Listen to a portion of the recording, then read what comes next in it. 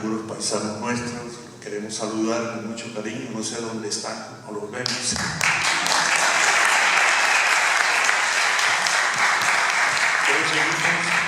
Pero seguimos con nuestra misión de hermanarnos, de recordar esto que es muy nuestro, ¿no? Hoy en día casi es curioso, antes esta era la música que más se escuchaba, mientras que la música que hoy se está escuchando era la música subterránea. Ahora es al contrario.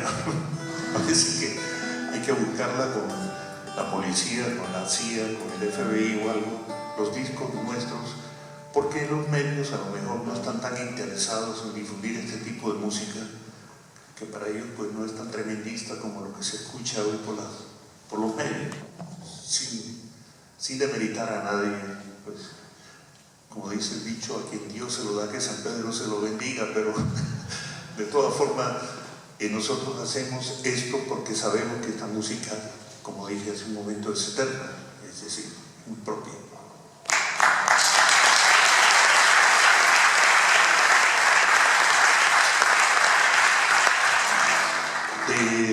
De la misma región del sur de Colombia, de Nariño,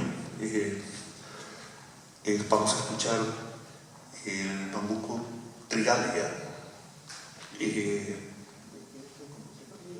a Plinio Herrera, claro, que lo confundo con José Urbano a veces.